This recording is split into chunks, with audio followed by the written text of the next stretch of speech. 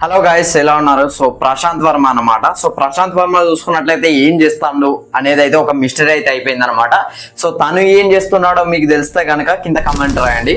So తను ఏం చేస్తున్నాడు మరి, ఏంది బ్రో పుష్కర అంతమాట అన్నా అని మీరు అనుకోవచ్చు. తను ఏం చేస్తున్నావు అనేది ఒక మిస్టరీ అయిపోయింది అనమాట. ఏం చేస్తున్నాడు, కాసేపు జై హనుమాన్ అంటాడు, కాసేపు అధీరా అంటాడు, కాసేపు జాంబిరెడ్డి అంటాడు, కాసేపు మహాకాళి అంటాడు. ఇన్ని మూవీస్ ని ఒక్కడే ఎట్లా హ్యాండిల్ చేస్తాడో నాకైతే అర్థం కావట్లేదు.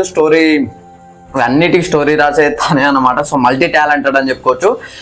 నేను ఇంతసేపు జోక్ అన్నా కానీ బట్ చాలా టాలెంట్ అయితే ఉన్నదన్నమాట. చాలా పొటెన్షియల్ అయితే తనలో ఉన్నదని చెప్పుకోవచ్చు. తన ఒక యూనివర్స్ని, ఇప్పుడు ఒక మార్వెల్ సినిమాటిక్ యూనివర్స్, MCU లాంటిది మనకు తమిళ చూసుకున్నట్లయితే LC Lokesh cinematic universe. So అట్లాంటిది అయితే మన దానికి మించి అయితే మన ప్రశాంత్ వర్మ క్రియేట్ చేయబోతున్నాడు అని అయితే క్లియర్గా అర్థమవుతుంది. సో ఓవరాల్గా మహాకాళి టీజర్, అదే శుక్రాచార్య వార్ క్రై అని చెప్పేసి దానికి సంబంధించిన టీజర్ని అయితే రిలీజ్ చేయడం అయితే జరిగింది అనమాట. నిన్న చూసుకున్నట్లయితే, అంటే దాని ముందు రోజు చూసుకున్నట్లయితే మన జాంబిరెడ్డి సీక్వెల్ జాంబిరెడ్డి 2కి సంబంధించిన టీజర్ని రిలీజ్ చేశారు, అదే టైటిల్ అనౌన్స్మెంట్ టీజర్ని. అండ్ ఇప్పుడైతే మీకు ఒక క్లారిటీ అయితే ఇస్తా. ఇదైతే హనుమాన్లో భాగం అన్నమాట. PVCU Prashant Varma cinematic universe. So ఇందులో అయితే ఈ మూవీ కూడా భాగం అన్నమాట. ఇంకా చాలా ఇవన్నీ నడుస్తున్నాయి. ప్రజెంట్ షూటింగ్ నడుస్తుంది. వీటికి సంబంధించిన స్క్రిప్ట్ వర్క్ అయితే ఎప్పుడూ అయిపోయింది అనమాట. జై హనుమాన్ షూటింగ్ నడుస్తుంది, అధీరా షూటింగ్ నడుస్తుంది, జాంబిరెడ్డి షూటింగ్ నడుస్తుంది, మహాకాళి షూటింగ్ నడుస్తుంది. ఇవన్నీ షూటింగ్స్ అయితే సైమల్టేనియస్గా నడవడం అయితే జరుగుతుంది అనమాట. అంటే ప్రశాంత్ వర్మ చూసుకున్నట్లయితే ప్రతి సంక్రాంతికి ఒక మూవీ తీస్తా అని అయితే తనైతే చెప్పడం జరిగింది అనమాట. అంటే మహాకాళి మూవీ చూసుకున్నట్లయితే ఈ 2027లోనే రాబోతుంది. దీనికి సంబంధించి మహాకాళి అయితే ఈ 2027లో రాబోతుందని వాళ్ళు అయితే క్లియర్గా చెప్పారనమాట ఈ సంక్రాంతికి. సో నెక్స్ట్ అయితే అధీరా రావచ్చు, లేకపోతే జై హనుమాన్. ఈ రెండు మూవీస్లో ఏదో ఒకటి అయితే రావచ్చు అనమాట. చాలా మంది హీరోస్ అయితే ఉంటారనమాట. ఇందులో దేవుళ్ళు కూడా హీరోస్గా రాబోతున్నారు. దీని గురించి కూడా నేను మాట్లాడతా. సో అక్షయ్ ఖన్నా గారికి TF అయితే ఒక గ్రాండ్ గిఫ్ట్ అయితే ఇస్తుంది. అది గిఫ్ట్ ఏంటిది అని మీరు అనుకోవచ్చు. తన రోల్ అనమాట. తన రోల్ అయితే తన జీవితంలో ఏ రోల్ చేసినా కూడా, అంటే ఒక మైథలాజికల్ విలన్ రోల్ అయితే ఎవరు ప్లే చేయరు మ్యాక్సిమం. అంటే అంత పొటెన్షియల్ ఉంటాయి. ఇప్పుడు రావణాసురుడికి ఎంత పొటెన్షియల్ ఉన్నదో, రావణాసురుడి లాంటి వాళ్ళు 100 మందిని తయారు చేసిన పొటెన్షియల్ అయితే ఈ రోల్కి ఉంటుంది అనమాట. అంటే శుక్రాచార్యుడు చూసుకున్నట్లయితే అదే గాడ్ ఆఫ్ డెమోన్స్ అంటారు కదా, అదే టీచర్ ఆఫ్ డెమోన్స్ అంటారు కదా. So lifetime greatest role అని చెప్పుకోవచ్చు అనమాట. సో శుక్రాచార్యది. సో ఇతను ఎవరో కాదు, టీచర్ ఆఫ్ హిందూ మైథాలజీలో చాలా మంది డెమోన్స్, రాక్షసులు అయితే ఉంటారనమాట. ఎప్పటి నుంచో సత్యయుగం నుంచి స్టార్టింగ్ నుంచి వెళ్ళి ఇప్పుడు మొన్న వచ్చిన ద్వాపర యుగం దాకా రాక్షసులు ఉంటారు. సో వాళ్ళకి ట్రైనింగ్ ఇచ్చే టీచర్ ఎవరైతే ఉన్నారో, ఆ గురువు ఎవరైతే ఉన్నారో తనే శుక్రాచార్య అనమాట. మహాబలి మనకు చూసుకున్నట్లయితే బలి చక్రవర్తి అని అంటాం అనమాట. సో వామనావతారం టైంలో వస్తుంది. 3 అడుగులో జాగ అడుగుతారు. విష్ణు వచ్చి 3 అడుగుల్లో జాగ అడిగితే 3 అడుగుల్లో జాగ దొరకదు. అంటే ఒకటి చేతిలో పెడతారు, ఒకటి ఇంకెక్కడో పెడతారు అనమాట. 2 చేతిలో పెడతారు కావచ్చు. ఇంకో కాలు ఎక్కడ పెట్టాలని అడిగితే నా తలపై పెట్టు అని చెప్పేసి ఒకటేమో భూమి మీద పెడతాడు, భూమి అంతా హైట్ అవుతాడు. ఇంకోటి ఆకాశంలో పెట్టమని అంటాడు. ఇంకొకటి ఏదో పెట్టాలంటే నన్ను ఎత్తి మీద పెట్టు అని చెప్పేసి తనైతే ఆ కాలు పెట్టి పాతాళంలోకి తొక్కించుకుంటాడు అనమాట. తను చూసుకున్నట్లయితే ఇమోర్టలే అనమాట. ఆయన కూడా ఇమోర్టలే అనమాట. సో ఆ టైంలో చెప్తారు అనమాట, ఈ వామనుడు పొట్టివాడు తక్కువడు కాదు అని చెప్పేసి అక్కడ పద్యం ఉంటుంది అనమాట. ఈ వామనుడు ఆదిమంగళుడు స్కూల్ టైంలో వచ్చింది, చాలా బాగా గుర్తున్నది. ఈ వామనుడు తక్కువ వాడు కాదు, ఇతను నమ్మొద్దు, అది ఇది అని చెప్తే ఆయన బలిచక్రవర్తి వినకుండా వెళ్ళిపోతాడు అనమాట. శిబి చక్రవర్తి అనుకుంటా, బలిచక్రవర్తి కాదు. బలిచక్రవర్తి అది కూడా ఒకటి ఉంటుంది. అంటే తన తొడ మాంసం తీసుకుపోయి ఆడ టెస్ట్ చేస్తాడు, విష్ణువే టెస్ట్ చేస్తాడు అనమాట. ఒక పక్షి లెక్క వచ్చి, గద్ద లెక్కనేమో వచ్చి, ఇది పావురము దీన్ని కాపాడడానికి ఆ గద్ద వేటాడినట్టుగా ఒకటి క్రియేట్ చేస్తాడు. సో తను వచ్చి, అంటే మొత్తానికి ఇప్పుడు గద్ద ఏం కొని కోరుకుంటుంది అని అంటే, ఈ పావురం ఎంత ఉన్నదో అంత మాంసం ఇస్తా అని చెప్పేసి మన చక్రవర్తి ఒప్పుకుంటాడు.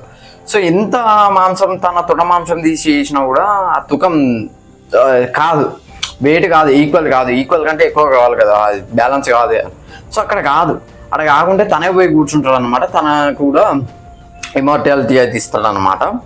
సో ఇక్కడ టీజర్లో ఏం చూపెట్టారంటే ఒక బేబీ గర్ల్ని అయితే చూపెట్టారనమాట. తనను చూసుకున్నట్లయితే ఒక గుడి, ఆ గుడిని క్లోజ్ చేయడం చూపెట్టారు. సో తనే మహాకాళి అని చెప్పేసి క్లియర్గా అర్థమవుతుంది అనమాట. విజువల్ అయితే నాకైతే చాలా బాగా నచ్చింది. బట్ ఎక్కడ నన్ను డిసప్పాయింట్ చేసింది అంటే వాళ్ళ అక్షయ్ ఖన్నా గారి ఫేస్ ని ఎప్పుడైతే రివీల్ చేశారో అక్కడ నాకు అనిపించింది ప్యూర్ ఏఐ లాగానే అనిపించింది అని. అప్పటి వరకు విజువల్స్ టాప్ నాచ్ ఉన్నది, బట్ అది చూసిన తర్వాత ఏఐ అన్న ఒక ఫీలింగ్ అయితే కలిగింది. నిజంగా చూస్తుంటే అలానే అనిపించింది. బట్ నాకున్న హోప్ ఏంటంటే ఈ డైరెక్టర్ అన్నమాట ప్రశాంత్ వర్మ గారు. సో ఎందుకనంటే ప్రీవియస్ ఆయన హనుమాన్ చూసుకున్నట్లయితే 25 crores లోపే ఆ బడ్జెట్ని అయితే కంప్లీట్ చేశారనమాట. ఈవెన్ విత్ గ్రాఫిక్స్ తో సహా. ఆ గ్రాఫిక్స్ చూసుకున్నట్లయితే హనుమాన్ టాప్ నాచ్ అయితే ఉంటుంది. ఎస్పెషల్ క్లైమాక్స్ సీన్ కానివ్వండి, దాన్ని ఏమంటారు హనుమాన్ వరల్డ్ ఆఫ్ హనుమాన్, అదే ఆ ఊరేదో ఉంటుంది చూసిలా. సో ఊరికి వెళ్ళినప్పుడు హనుమాన్ స్టాచ్యూస్ కానివ్వండి, అక్కడ ఉండే రివర్ కానివ్వండి, ఎవ్రీథింగ్ టాప్ నాచ్ అయితే ఉంటుంది అనమాట.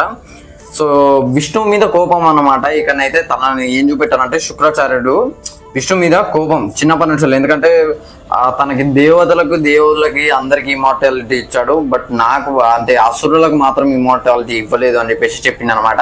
మరి తిని కూడా ఇమోర్టలే అంటే శుక్రాచార్యుడు ఎలా ఇమోర్టల్ అని మీరు అనుకోవచ్చు. ఇప్పుడు దేవతలు ఏదో చేస్తే ఇమోర్టాలిటీ, ఇప్పుడు మొత్తం 7 ఉంటారండి చిరంజీవులు. ఒకరు హనుమంతుడు, 2 శిబి చక్ర అదే మన బలిచక్రవర్తితో శిబి చక్రవర్తి ఉంటాడు. తర్వాత మన ఆయన పేరు ఏం పేరు అంటే విభీషణుడు. అండ్ దాంతోపాటు మనకి మహాభారతంలో ఉంటారండి ఎవరంటే ఆయన పేరు అశ్వత్థామతో పాటు ఇంకొక వ్యక్తి కూడా ఉంటాడు అనమాట. ఆయన పేరు ఆచార్య అనే వస్తుంది. నాకు అంత ఐడియా వస్తలేదు. అంటే మన అశ్వత్థామ వాళ్ళ ఫాదర్ ఉంటారు కదా, ఫాదర్ తోటి ఇంకొక ఆయన కూడా ఉంటాడు అనమాట. ఆయనకి ఇమార్టాలిటీ వస్తుంది. దాంతోపాటు ఇంకిద్దరికి ఎవరికో ఇమార్టాలిటీ అయితే ఉంటుంది అనమాట. మొత్తం మీద 7 చిరంజీవులు అయితే ఉంటారు. సో ఆ 7 చిరంజీవులు అంటే వాళ్ళు ఏంటంటే దేవతలు వరాలతోటి ఒక అశ్వత్థామ ఒకటే ఖర్చుతోటి అయితే అంటే శాపంతో ఇమోర్టాలిటీ పొందితే మిగతా వాళ్ళందరూ వరాలతోటే ఇమోర్టాలిటీ అయితే పొందుతారు అనమాట. బట్ ఇక్కడ చూసుకున్నట్లయితే తినైతే శివుడితో అయితే ఇమోర్టాలిటీ అయితే పొందడం జరిగింది. అండ్ ఓవరాల్గా విభూషణ్ కూడా చూపెట్టారు. ఓవరాల్గా నాకైతే బాగానే నచ్చింది. బీజం చాలా బాగుంది, విజువల్లీ అయితే బాగుంది, బట్ అన్నట్టుగా అనిపించింది. దాన్ని ఒక్కటి కరెక్ట్ చేసుకుంటే సరిపోద్ది. సో ఇంత మించి అయితే ఏం చెప్పలేను ఈ గ్లిమ్స్ గురించి అయితే. ఈ గ్లిమ్స్ ఏమనాలో, బట్ ఇక్కడ దీని అయితే చాలా అంటే చాలా మెయిన్ క్యారెక్టర్ అన్నమాట. ఎందుకంటే విష్ణువు ఫస్ట్ అవతారం నుంచి ఇప్పుడు అక్కడ శ్రీకృష్ణుడి అవతారం వరకు అన్ని అవతారాలను కవర్ చేసిన ఏకైక వ్యక్తి ఇతనే అన్నమాట. ఎందుకంటే ఆ డెమోన్స్ ఫస్ట్ చూసుకున్నట్లయితే మీకు మనకి ఆయన హిరణ్యకశ్యపుడిని చంపుతాడు అనమాట. తర్వాత హిరణ్యాక్షని చంపుతారు. తర్వాత హిరణ్యకశ్యపుడు. సో దాదాపు అంత ముందు నుంచి ఉన్న వ్యక్తి, సత్యయుగం నుంచి ఉన్న వ్యక్తి అనమాట ఇతనైతే. సో ఇంత మించి అయితే ఏం చెప్పట్లేదు. సో ఇది ఫ్రెండ్స్ ఓవరాల్ వీడియో అయితే. వీడియో నచ్చితే లైక్, షేర్, సబ్స్క్రైబ్ చేయండి. Thanks for